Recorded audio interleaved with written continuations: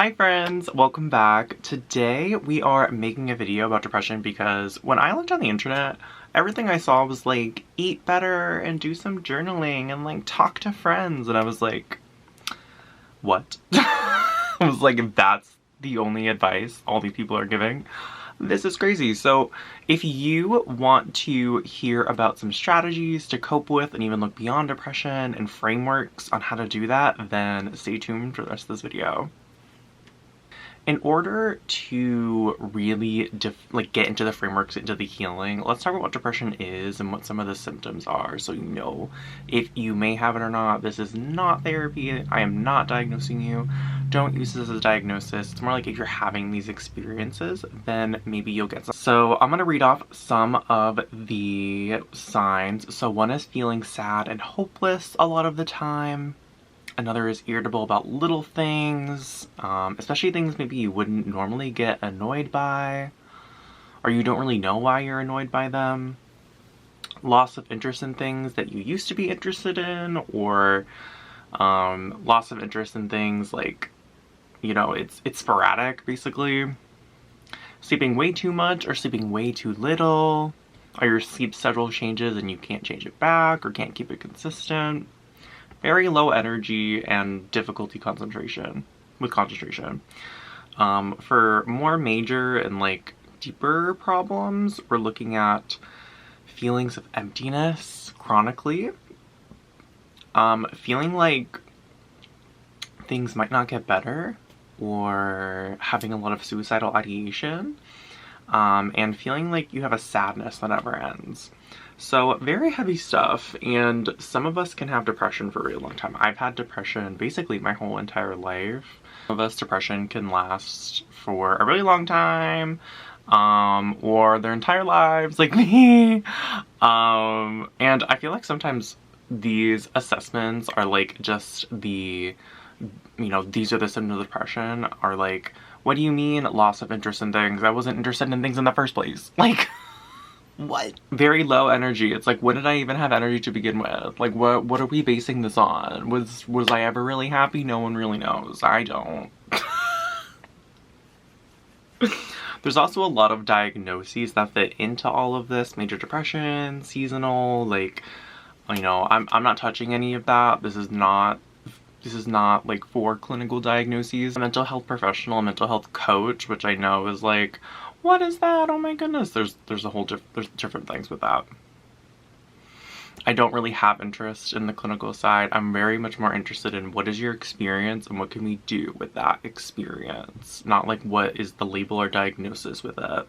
So if you don't really understand depression, or you don't really like know how to think about it, but like you're into the medical terms, think about it like this. Depression is a condition that goes into remission and comes back, but doesn't really ever fully go away.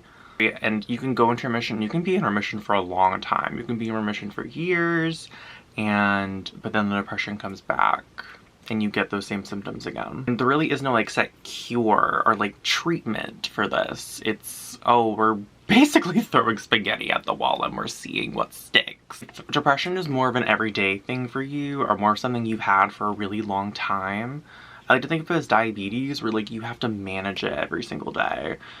Like, you have to use your tools and coping skills to manage when the symptoms come up, and you basically just flow with that. Now, I think that you can do this in an effective way that decreases the intensity and increases positive outcomes and positive experiences, but there's a framework to do that, so we're gonna get into that a little bit later. Depression is so tricky because it literally tricks you into thinking that the thing that's going to help you is literally the thing that you shouldn't be doing. Meaning, if there was a cure to depression right here, your depression is going to convince you that that's not the cure. That's not it. This is not the cure. This is actually like the root of all evil, okay? It's the thing you want to stay away from. There's also, like, I feel like those other things like happiness or like connection, right? It's like, oh yeah, there's that thing that makes me happy, but you know what? I don't really feel like I am happy right now anyways. So, or if I do it, I'm not gonna feel happy anyway, so I might as well just not do it. I might as well just isolate, not be with my friends, because I'm not gonna feel good with them anyway. I'm just gonna feel sad, I'm gonna bring the mood down, I'm just gonna stay home. You can feel like the life is being sucked out of you. Oof, I'm like kind of crying even thinking about this. It's like hitting home and I'm just talking about it. And I wouldn't even say that's kind of my experience, but it's just like I understand that at such a deep level. So let's talk about like treatments and medication and all those things, because obviously they help. It doesn't help all people, and for some people it only helps a little bit, or it helps at one point and then doesn't help at another point. And even if your depression is cured through medication, I think there's also like more to look at anyways. I think even if the medication does help, and like quote unquote cure you, I think it's also important to look at like, am I living an authentic life? Am I really living a life that's happy for me? And if not, how do I get there? Because medication can't fix that. Medication could really help, okay? I'm not saying it can't. Like, I'm not one of those people, okay? I'm not one of those people. I think there's just more to look at than just the pills we're taking. And this is, of course, ruling out the physical and genetic. You know, ruling out, is it a biological thing? Is it a genetic thing? But I think there's just more to look at, like how do you change your body, like with neuroplasticity, rewire your nervous system, things like that. I think there's just more to look at, is what I'm saying. So before, this is the last thing, okay, and then we're gonna look at like how to cope with depression, how to heal, how to thrive. But it's important to understand how depressed we are.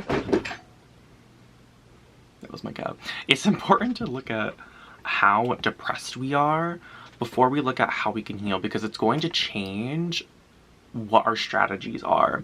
If we're very deep in the depression and we are having trouble getting out of bed or having trouble like just managing the day-to-day, it's going to be very different from someone who is managing depression but like they're still able to go throughout their day, even if it's just barely. Like there's just different skills we want to use, different frameworks we want to really tackle those things with. So I think the way you can think about it is two things. One, how intense are your symptoms? And two, what is your ability to control your reactions to those symptoms? So you could be at a 10 in terms of how deep your depression is and how hard your depression is, but you could feel like you are completely managing it fine and you're controlling all your reactions, or you feel like you're controlling your reactions really well in some circumstances, not others. And other times you're like, my depression isn't even that bad, but I cannot even get out of bed.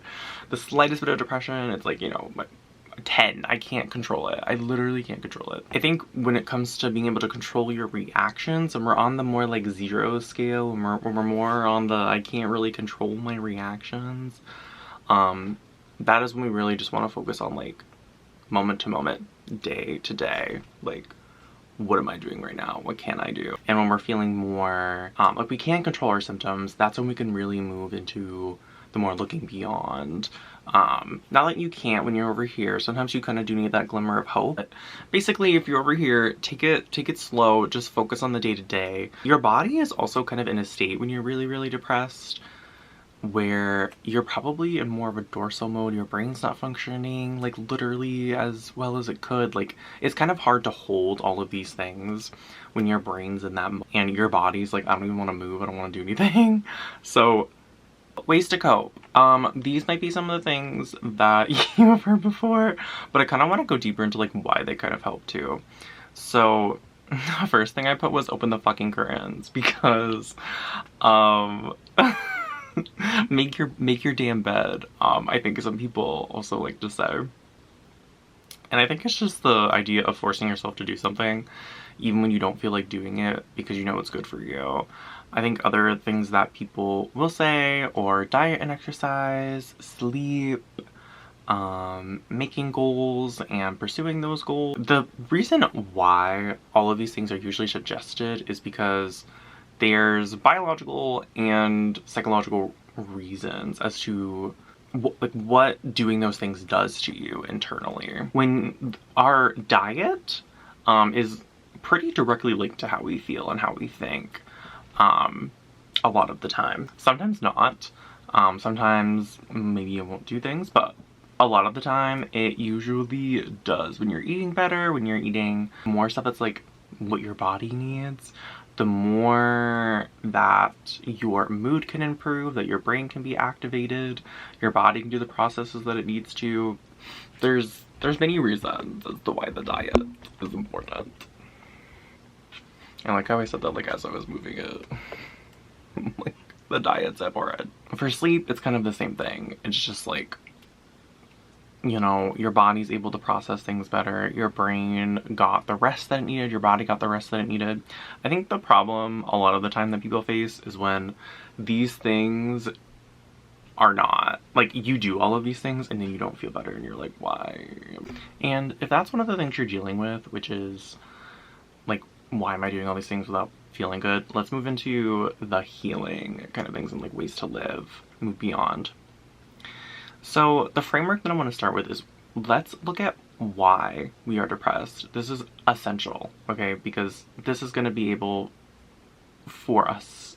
This is going to give us the ability to pinpoint exactly what we need to do in order to help with your depression. Let me know if you want a video on that too, to like figure that out.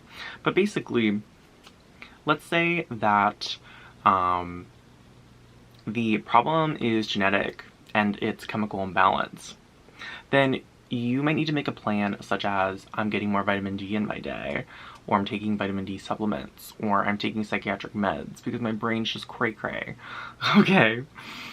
Whereas if it's mental and emotional, like maybe you have beliefs about the world, or there's like a certain event that happened, that's usually the stuff that I work with a lot more when it's like that problem, and like mind coaching practice. But it's about building awareness, right? It's about figuring out what's important to you, why you're doing what you're doing, what makes you happy, and then rewiring your brain and your body, changing your belief system, changing how you feel, all those sorts of things. Ultimately, the reasons why everyone is experiencing depression is different, but in order for you not to work in the wrong direction, you need to really get clear on like why you're depressed. And it could be a combination always, right? It could be physical and mental and emotional, lifestyle. So there could be so many different things. Okay, it can get so messy and so confusing real fast. So to be specific, the framework exactly is, once you figure out the why, so why you're depressed, equals taking action in a specific manner, and then experimenting, seeing how that experiment lands, and then rinsing and repeating. So this is what a lot of people mean when they talk about like finding what works for you is trial and error. Because even when we are talking about a specific, like, you know, we're talking about mental, we're talking about emotional, oftentimes we have to rinse and repeat and experiment, because we're finding exactly the emotional strategy, the mental strategy that works best for us. And we don't really know that until we try it. And this is so hard about depression and why the why is important, because we can get so trapped in it's not working, I'm broken, I'm incapable, when we just need to keep experimenting. Okay, we need to keep taking that action, experimenting, and then seeing how it lands. And sometimes it takes a while. Sometimes it takes a while to really rewire our brain and bodies. And if you've been on that journey for a while and you're not feeling it, you're not feeling like it's working, keep going. Okay, keep going. It can work. Sometimes it takes longer. Every body, every brain, every body, every emotional landscape is different. But if you keep going with, you know, getting clear on that why, keep taking action, experimenting with different things, like, you're gonna get there. You're gonna get there, for real. In terms of, you know, how to look beyond it and what makes you happy, the why, I think, really folds into that, because the why also encompasses the positive aspects of life. And if depression is something you're really struggling with, then I always like to tell people that it's really important to know your why. Why do you want to deal with your depression every single day? Why do you want to have a different experience? Because dealing with depression is extremely difficult when it comes to battling intense emptiness and hopelessness, and your mind constantly working against you, bodily sensations that just feel so deep and dark. I think it's important for people to like hold on to the reason as to why they keep going. And you can have more than one why, obviously. For some people, I know leading on others, being like, I need to keep going and keep managing my depression because of my parents or my friends or my animals, my responsibilities, whatever it is. I always try to challenge people to think of the internal as well, because the external is important and sometimes that's all we can hold on to, okay?